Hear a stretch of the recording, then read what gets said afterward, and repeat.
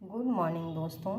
आज हम लोग आधारशिला जो शिक्षक हस्त पुस्तिका है उसमें से जो सी और डी भाग है उसके बारे में, इसमें देखिए आधारशिला की जो विषय वस्तु है उसके बारे में हमने डिस्प्ले किया है। ये 6 भाग देखिए बताए गए हैं। इन 6 भागों के भी जो पहला भाग है उसके भी कई आधारशिला मॉड्यूल सी एंड डी भाग में आधारभूत सीखना एवं सिखाना आधारशिला में दिया गया है ERAC अनुभव, चिंतन, अनुप्रयोग और निष्कर्ष। और ध्यानाकर्षण में दिया गया है अधिगम चक्र, इंट्रोडक्शन, प्रैक्टिस, असेसमेंट। और कक्षा में शिक्षण एवं अधिगम प्रक्रिया, ये प्रक्रियाओं पर केंद्रित है। नेक्स्ट हेडिंग आती है हर बच्चे का सीखना सुनिश्चित करें। 50 दिवसीय फाउंडेशन लर्निंग शिविर का आयोजन कैसे करेंगे, इसके लिए हमें अप्रैल और जुलाई के मध्य में ही कक्षा 1 से 8 तक सभी बच्चों का आरंभिक परीक्षण किया जाए, जिन्हें कक्षा 1-2 स्तर के लर्निंग आउटकम पर आधारित कक्षा शिक्षण किए जाने की आवश्यकता है। उनके साथ 50 दिवसीय फाउंडेशन लर्निंग शिविर में कक्षा शिक्षण किया जाएगा। जैसे ये बच्चे लर्निंग आउटकम प्राप्त करते जाएंगे, उन्हें आगे ध्यानाकर्षण शिविर जो वो भी 50 दिन का होगा उसमें भेजा जाएगा। सभी विषयों में लर्निंग आउटकम के सापेक्ष बच्चों की प्रगति के आकलन का रिकॉर्ड रखने का तरीका और प्रपत्र दिया गया है। अपने प्रदर्शन को निरंतर सुधारते रहें। मदद के बिंदुओं की पहचान और निराकरण भी करें। अपने प्रदर्शन को निरंतर सुधारते रहने में बच्चे को सीखना शिक्षक द्वारा बेहतर शिक्षण के प्रदर्शन पर निर्भर करता है। एक शिक्षक के रूप में आपका बेहतर और सर्वश्रेष्ठ प्रदर्शन राज्य के बच्चों का अधिकार है। आधारशिला का भाग 6 आपके व्यक्तिगत उपयोग के लिए है। और फिर है मदद के बिंदुओं की पहचान और निराकरण। शैक्षिक सुधार की मुहिम में आप अकेले नहीं हैं।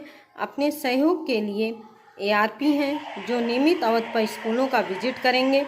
अपने आप उनसे शिक्षण कठिनाइयों, समस्याओं को बेझिझक साझा करें। लर्निंग आउटकम किसी विद्यार्थी के लिए पाठ्यक्रम, पाठ्य पुस्तकों से सीखने के दृष्टिगत रखकर जो लक्ष्य अथवा दक्षताएं निर्धारित की जाती हैं, उन्हें ध्यान में रखकर शिक्षकगण अपने दैनिक कक्षा शिक्षण को संपादित करते हैं, साथ ही गतिविधियों का आयोजन करते हैं। यही एक लर्निंग आउटकम है। लर्निंग आउटकम में निम्नलिखित श्रेणियां हैं। केंद्रित लर्निंग आउटकम यानी फोकल वाला। फोकल लर्निंग आउटकम ये व्यापक दृष्टिकोण पर आधारित है। नेक्स्ट है नेस्टेड लर्निंग आउटकम। जो फोकल है उसके अंतर्गत नेस्टेड लर्निंग आउटकम आता है। ये सीधे तौर पर शिक्षण प्रक्रियाओं को दिशा देने तथा शिक्षण में सुधार की दृष्टि से विकसित किए गए हैं। और नेस्टेड लर्निंग आउटकम की जो उप लर्निंग होती हैं उनके आधार पर शिक्षक कक्षा शिक्षण करते हैं। ठीक है। अब है विशेष नेस्टेड लर्निंग आउटकम को पुनः कक्षा में विषयवार शिक्षण की दृष्टि से अनेक उप लर्निंग आउटकम में विभाजित किया गया है। जैसे बच्चे दैनिक जीवन में कक्षा 1 से 9 तक की संख्याओं को चित्रों के माध्यम से जोड़ या घटा लेते हैं।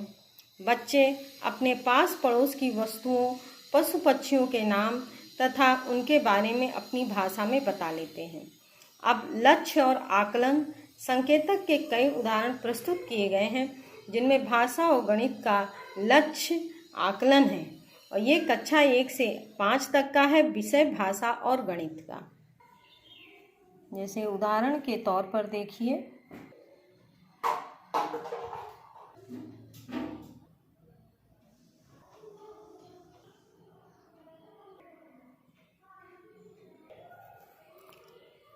लर्निंग आउटकम के उसके बाद फाउंडेशन लर्निंग शिविर का आयोजन, जो देखिए इसमें कैसे आपको पढ़ाना है। कक्षा 1 और 2 के लिए पहले जो आपकी प्रातःकालीन सत्र है वो आधा घंटे की होगी। उसमें आप प्रार्थना, प्रेरणा गीत और व्यक्तिगत स्वच्छता है, राष्ट्रगान है, ये सारी चीज़ें होती हैं। प्रथम वादन भाषा का रहेगा जो लगभग 90 मिनट का रहेगा, जिसमें सुनना, बोलना, पढ़ना, लिखना इनको डिवाइड किया गया है। सुनने के लिए आपको जो गतिविधि आप बनाएंगे वो 10 मिनट, बोलने के लिए 35, पढ़ना 25 और लिखने के लिए 20 मिनट्स दिए गए हैं। मध्यावकाश के बाद दूसरा पीरियड है द्वितीय वादन गणित, जिसमें ELPS पर आधारित गतिविधियां और जो भी पाठ्यक्रम लक्ष्य बनेगा वो इसमें, जिसमें 30 मिनट्स, 10 मिनट्स, 20 मिनट्स और 20 मिनट्स पर है। सायंकालीन सत्र आधा घंटे का रहेगा, जिसमें व्यायाम, सुलेख, श्रुतलेख, संगीत और भी जो एक्टिविटीज़ करानी है वो बच्चों को करा। इसी में आगे आधारभूत सीखना और सिखाना। शैशवावस्था से बाल्यावस्था के बीच बहुत सीख लेते हैं बच्चे। इस उम्र में सीखने की असीमित क्षमता होती है। बच्चों में यह गति बनी रहे, इसलिए स्कूलों में विशेष प्रकार की समझ और कौशल के विकास की आवश्यकता होती है। शुरुआती कक्षाओं में बच्चों के न सीख पाने की स्थिति में उन्हें आगे की कक्षाओं में और अधिक कठिनाई की ओर ले जाती है। जैसे जैसे कक्षाएं आगे बढ़ती हैं, विषय वस्तु का विस्तार होता है, समस्या और बढ़ती जाती है। बच्चे का जन्म से लेकर के 8 वर्ष तक का समय सीखने की दृष्टि से अत्यंत महत्वपूर्ण होता है। इस उम्र में बच्चे खेल कर, देख कर, नकल करके आदि सीखते हैं। कई मनोवैज्ञानिकों ने बताया कि इस उम्र में बच्चों के सीखने की गति अत्यंत तीव्र होती है। यदि इस समय सही मोड़ दे दिया जाए तो आधारशिला उनकी सुनिश्चित हो जाती है। अब हेडिंग आती है आपकी भावात्मक जुड़ाव। सबसे अहम पहलू, पहले दिन से ही बच्चे को यह एहसास दिलाएं कि स्कूल एक आनंदमयी जगह है, यहाँ उसके अपने जैसे लोग हैं। शिक्षण के दौरान उसे पूरा माहौल और मौका मिलना चाहिए। भाषा और गणित ऐसे 2 विषय हैं जो किसी के लिए आगे सीखने का आधार हैं। इनके अभाव में आगे चलकर दूसरे विषयों को सीखना मुश्किल हो जाएगा। इसी आधार में आता है भाषाई कौशल का विकास। छोटे बच्चों में भाषा विकास की प्रक्रिया को ध्यान से देखें तो वे सामान को उलट पुलट कर देखते हैं और अपने मन में ही कुछ ना कुछ बोलते रहते हैं। शब्दों में वे मेल बैठाने की कोशिश करते हैं। इसके लिए आप कभी छोटे बच्चे को देखिए। शिक्षक के रूप में उसे नियमित करने की कोशिश होनी चाहिए। लर्निंग आउटकम की ओर ले जाते हुए एक उद्देश्यपरक शिक्षा बनाने के लिए यदि रोचक तरीके से भाषा के बुनियादी कौशलों का अपेक्षित विकास नहीं किया जाता है तो इसका असर पूरे जीवन पर पड़ता है। भाषा अन्य विषयों के सिखाने का माध्यम है। लर्निंग आउटकम में भाषा के 4 बुनियादी पहलू हैं: सुनना, बोलना, पढ़ना, लिखना, भाषा संरचना, व्याकरण तथा कल्पना। चौथा है सृजनशीलता। गणितीय कौशलों का विकास। स्कूल आने से पहले बहुत से गणितीय खेल खेलते हैं बच्चे। संख्या और गिनती से परिचित होते हैं। गणित शिक्षण के लिए 5 प्रमुख केंद्र लर्निंग आउटकम हैं। बच्चे परिवेश में संख्याओं का प्रयोग करते हैं। बच्चे संख्या से संबंध बना लेते हैं। बच्चे संख्याओं और संख्या के समूहों को देख पाते हैं। बच्चे स्थान व मात्रा के विभिन्न गणितीय पहलू को जानते हैं। बच्चे समय, मुद्रा व आंकड़ों को समझते हैं। तो इसका अर्थ हुआ गणित मूर्त से अमूर्त की ओर बढ़ने की प्रक्रिया है। आगे के सीखने का आधार फाउंडेशन लर्निंग है। प्रारंभिक स्तर पर भाषाई और गणित के कौशलों का विकास फाउंडेशन लर्निंग का मूल आधार है। आगे दोनों ही विषयों की प्रत्येक फोकल लर्निंग आउटकम को इस रूप से विस्तार से बताया गया है जिसको पढ़कर शिक्षण प्रक्रिया को बदला जा सके। अब ये सी पॉइंट, पहले भाग का सी पॉइंट खत्म होता है। डी पॉइंट आता है। डी में है सीखना, सिखाना और गतिविधि आधारित शिक्षण। सीखने की असीमित क्षमता बच्चों के लिए अधिक अवसरों की मांग करती है। ऐसा माहौल मिलना चाहिए जहां बच्चे खुद कुछ कर सकें। मानसिक सक्रियता को बनाए रखना सीखने की सबसे सही प्रक्रिया है। इसमें रोचकता और चुनौती सबसे जरूरी पहलू है। शिक्षण विधि में इस प्रकार खुलापन होना चाहिए कि हर स्तर की मानसिक सक्रियता हो। नेक्स्ट, चरणबद्ध सीखने की प्रक्रिया। इन चरणों पर ERAC अनुभव, चिंतन, अनुप्रयोग और निष्कर्ष। सीखना एक चक्रीय प्रक्रिया है। उसी ERAS को चक्रीय फॉर्म में लगा दिया। बच्चे और सीखना। बच्चे घर परिवार में खेलों के माध्यम से अधिक सीखते हैं क्योंकि उनमें कई गुण स्वाभाविक रूप से निहित होते हैं। अब आता है ये गतिविधि क्या है। कक्षा में खेल नहीं, खेल के गुण लाना, ये गतिविधि आधारित शिक्षा में होता है। गतिविधियों के जरिए तेजी से सीखना, सही समझ के साथ सीखना होता है। सीखने के चारों चरणों को ध्यान में रखकर तय क्रियाकलापों की श्रृंखला को ही गतिविधि कहते हैं। सीखने के 4 चरण ERAC यदि चरणबद्ध तरीके से कक्षा में आयोजित करें तो सभी विषयों का सीखना सुनिश्चित हो जाता है। ठीक है। गतिविधि एक लचीला ढांचा है। गतिविधि में बदलाव करते समय ध्यान रखना चाहिए यह 4 चरणों में पूरी हो। शुरुआत रोचकतापूर्ण चुनौतीपूर्ण कार्य से हो। कोई भी गतिविधि चारों चरणों में पूरी हो।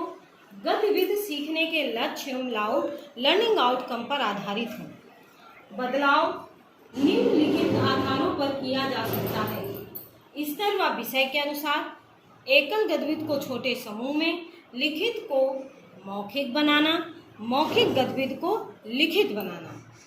अब है गतिविधि के प्रकार। ठीक है।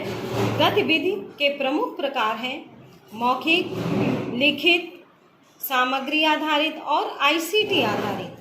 कक्षा में क्रियान्वयन के आधार पर इनके 3 प्रकार होते हैं।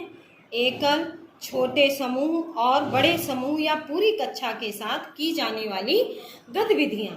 अब हम गतिविधि के प्रकार में जैसे मौखिक गतिविधि है इसके बारे में थोड़ा सुनिए। मौखिक गतिविधि भाषा में सुनना और बोलना सबसे महत्वपूर्ण कौशल है। शुरुआती कक्षाओं में मौखिक गतिविधियाँ बच्चों से संवाद स्थापित करने के लिए कारगर होती हैं। बच्चों को अपनी भाषा में बातचीत करने की स्वतंत्रता होती है।